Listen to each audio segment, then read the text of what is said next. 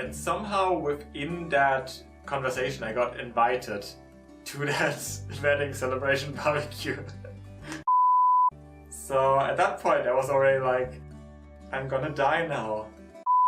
And then I ended up staying in his house in the countryside. Insert generic greeting here. So I'm not really the person that would recommend anyone to travel by hitchhiking, let alone for the fact that it's really unreliable and you don't even know if somebody will pick you up, and even if then you might lose a lot of time that you maybe don't have, especially if you travel like I do. And that's ignoring all the possible dangers that come with doing that as well. But weirdly enough, when I was sorting out my different stories I have for these travel story kind of videos, I realized that I did do hitchhiking. That I hitchhiked. What is English? And I realized that I did hitchhike a lot more than expected. So the first time I hitchhiked was back in 2016. At that point I've moved out of London, but was traveling England and Wales to see parts I didn't see before. And I had the problem of needing to go from the town of Chesterfield, which is in the center of England, to the town of Exeter, which is very deep southwest. And the problem there is that first of all, transport of all that way would be ridiculously expensive, and I didn't have that money. But also it would have taken me 2 days with like random overnight stays at train stations. And hitchhiking was honestly the only option I had. But I was extremely anxious and nervous about it. Back then I was super skeptical and I always thought it wouldn't work. Which also is because I'm from Germany and hitchhiking isn't really that much of a thing here nowadays, at least. Like, I didn't grow up with that being a thing that people do. So it was not an idea that crossed my mind, but actually it's suggested by the people I was staying with couchsurfing, as I usually did back in the day. And they helped me a lot. They gave me a lot of tips. They helped me draw a sign and stuff like that. And it worked out perfectly fine. So I did get to Exeter with quite a bit of time on my hand on the end of the day. And from then on I was more positive and more optimistic about hitchhiking moving forward.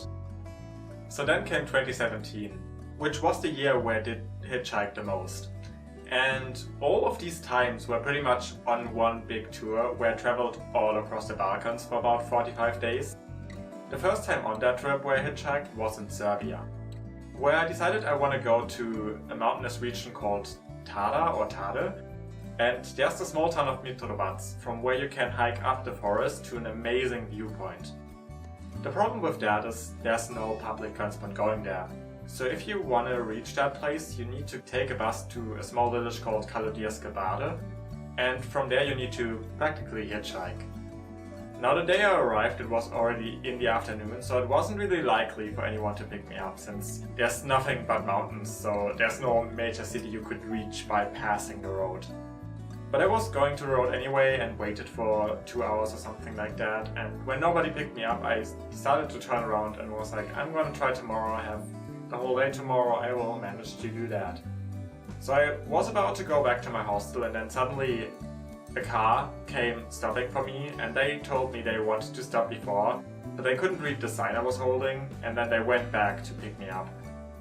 And while we were on the way to Mitrovac, they told me that they were currently going to the wedding celebration of their friends, which they had a barbecue for in like a different village. And somehow within that conversation I got invited to that wedding celebration barbecue. Which is perfectly normal, like that happens. Never. And I also said yes. So that was a thing that happened. And everyone, including the people that just married, were perfectly fine with this random German guy being with them. And it's like, what? And then there was this random Asian guy who stayed in their guest house thing, who came out of nowhere. And then he also was invited to the barbecue wedding celebration. That's still one of the weirdest things that ever happened to me. It was incredibly fun, and from the village up there, you had an amazing view. What I also forgot to mention is that the next time I managed to get, first of all to Mitrovac, then I was taken by someone else to the town of Bajna Bašta, And from there I managed to return to the capital. So my original plan also worked out perfectly fine. So I had a really good experience in Serbia with hitchhiking. And because of that, when I got to Bosnia, I had this very positive notion in my head of hitchhiking working out perfectly fine. I shouldn't have been that optimistic, to be honest. So both occasions where I hitchhiked in Bosnia didn't go so well, but also both of them were based on my own stupidity.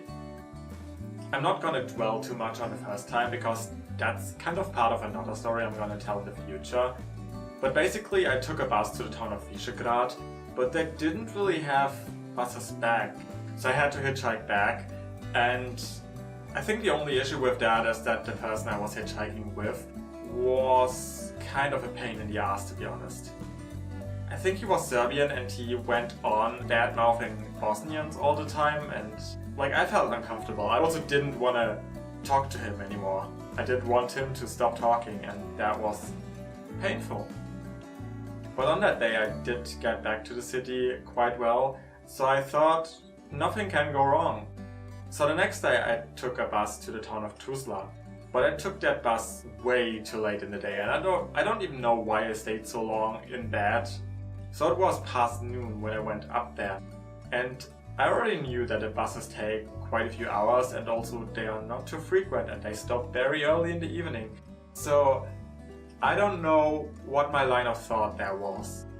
So when I was finished with visiting places in the town, the last bus already left, so I had to hitchhike back. And there was one major issue. It was almost sunset. And once it's dark in a country like Bosnia, pretty much no one will end up picking you up. So I found this guy who for some reason was fluent in German, which seems to happen quite a few times in Bosnia. And each time he was like, I'm gonna drive you to this roundabout, there you can find somebody picking you up. But every time we reached the place he was talking about, he was like, oh no, actually it's terrible here, and just drove on another 10 kilometers. So he brought me quite a bit of the way, even though he didn't plan to, because he was so insecure in where to drop me off. And when he finally dropped me off, it was already dark, which wasn't a good thing to start off with. And it was this place where there was kind of a restaurant and like a street lamp in front of it, and the rest was dark. It was really the middle of nowhere, but it was also the main road going back to Sarajevo, so if somebody would go there, they would pass me. And the first car that stopped for me was a bunch of people that seemed to be around my age. And I was a bit weirded out by the conversation because it didn't really make sense, but I wrote it down as a language barrier. And then 1 minute in that car ride and I was offered vodka, and when I said no, the driver drank the vodka. So at that point I was already like, I'm gonna die now. And then when we arrived in that town, they somehow drove me to the bus station of that town, and they were 100% sure that there's a bus still going to Sarajevo, which didn't even make sense since Tuzla is a very big town and their last bus left 2 hours before, so why should a tiny town that no one ever heard of still have a bus like that? Is not logical. And I just walked back to the main road and tried my luck to get picked up again. And then there was this gas station where I was standing, and somebody picked me up, and that person didn't know no English at all. I don't even remember how we communicated, but he took me with him for a few kilometers. But he dropped me off at like a random bus stop. So there was this bus stop, there were like 2 street lamps on both sides, and opposite was a supermarket. In other directions there was nothing, literal nothing, pitch black. So that was a very comforting place to be at. And at that time it was only like 9 PM, so it wasn't awfully late, but at the same time the likeliness of getting picked up was pretty much 0. And one of my biggest issues with that was that I did have no internet on my phone. So, perfect conditions obviously. And I stood in that road trying to stop cars for like 2 or 3 hours. And then when it was getting around midnight, I realized that no one's gonna pick me up. So my plan then was just walking through the pitch blackness to the next gas station, which was about 5 kilometers away. And when I was a few hundred meters down the road, I saw one car coming. And my instinct was to just frantically wave at the car and hoping it stops, which in most cases would definitely not work. And it was already driving past me and I was like, yeah, what did I expect? But then it stopped. And I was like... So I walked to that car, and within 3 words it turned out that the person wasn't speaking English, but fluent German.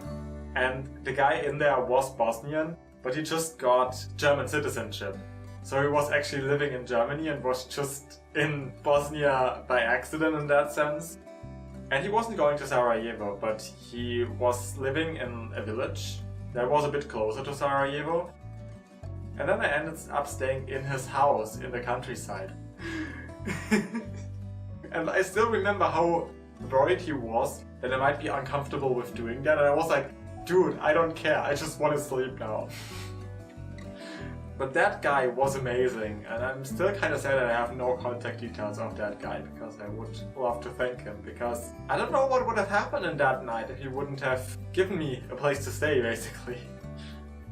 A few weeks after that, I finally arrived in Zagreb, the capital of Croatia.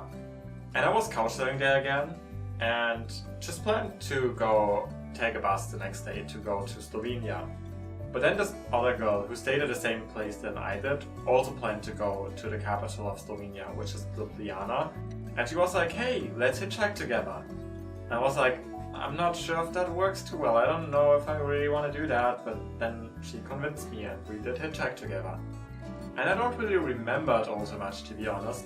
But it must have gone quite well, because I remember we had a lot of time in the city we wanted to reach. And because that did go so well, we kind of decided to continue hitchhiking through the country. So the next day we went down to the coast to the towns of Koper and Piran, which are really, really beautiful. And we kind of wanted to go back to the capital in the same evening, which wasn't really feasible. And at the same time we have neither booked any accommodation in the capital nor in Piran, where we still were. So that whole thing was kind of weird if I think about it. And then this random lady from Iran came up to us and told us a different spot where we should stand to hitchhike, because she was like, oh, where you're standing is not good, nobody's gonna stop there. And after we were standing there for like a quarter of an hour, she came back and she was like, oh, if you need accommodation, you can just stay with me. And then she walked away again, and we were looking at each other and we were like, I mean, do we even want to try anymore? So then we just waited another 10 minutes so it wouldn't be too obvious. And then we just went down to her house and stayed with her. And then the next day we wanted to go all the way to Bled, and that did not go so well. The first person that took us with them dropped us off at some gas station, and a friend of his who was working in the gas station then gave us food and stuff like that. But at the same time, it didn't really seem like anyone wanted to pick us up. So we then lost an entire day in transit. This is exactly what I'm worried of, to lose entire days of my very packed plans of traveling, which is why I usually don't tend to do hitchhiking. Somehow in 2018 I don't really have any hitchhiking stories. I remember I tried to a few times in Macedonia and I wasn't ever picked up. But a lot of these Macedonia stories where I tried to hitchhike are gonna be part of a future video. So moving on to 2019, I did actually hitchhike quite a few times last year. And pretty much all of these instances were in Romania, where, as much as I've realized, hitchhiking is kind of a usual mode of transport. I can't even recall all the times I hitchhiked because I did it so often around there, and I never had any issues. I even remember one time where I was standing on some road in the middle of nowhere, and there was a Romanian person a bit further down the road, and the car stopped for, I suppose, them, and just did let them enter the car. And then the driver was like, no, I did stop for the tourist. And I was like, oh. In one of the bigger cities I was in, I met this Turkish girl in a hostel that was also traveling around. And she kind of decided to join me for hitchhiking adventures to go to fortified churches. And the days we were together worked out perfectly fine. But then the last day I did those kind of places, I was alone. And I wanted to go to Viskli. To my mind, the most amazing fortified church I've ever seen. But the issue is it's really on a sidetrack where you would only go if you need to go to Viskli. So that street would pretty much be empty and nobody would be able to pick me up because literally nobody would go that road. But I still didn't want to give up. So I was standing on that road, and out of the luck of the draw, it was that one time of the day where a school bus would go down that road to drop children off. And so I ended up hitchhiking with a school bus, which is also a thing that happens to people, obviously, all the time. So that was amazing. And then getting out of that village was again a lot easier than I expected it would be. So if you're in Europe and you want to try out hitchhiking, I would honestly recommend Romania, because I had the best experiences there, and honestly it was the easiest to find somebody that brings you from anywhere to anywhere. Probably wouldn't be the best to go in between like really big cities, but if you want to go to smaller places, hitchhiking is honestly the way to go, and often a lot more flexible than buses, which was the reason why I did try it so often. So that's basically all the hitchhiking stories I had, and I hope you enjoyed my random ramblings about my experiences with that type of transport. If it comes to me recommending to use hitchhiking, I'm not too sure about that, honestly. It would really depend on, first of all, which country you're in and also what kind of traveler you are. Like if you're traveling really fast paced, or if you have the money to afford buses and just regular buses or other public transport, I would always recommend going by that. But if you have no money or if you have all the time in the world, hitchhiking can be a cool experience, honestly.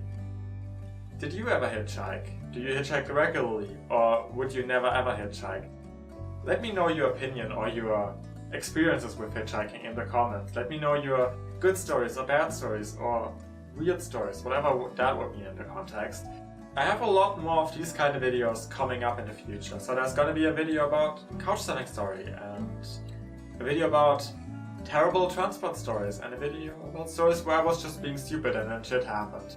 So if you want to see all of these videos, you've gotta subscribe and put on the bell notifications, and then just wait for whenever any of those videos drops. I'm trying to do them monthly now, so the wait won't be too long for the next travel stories video, basically.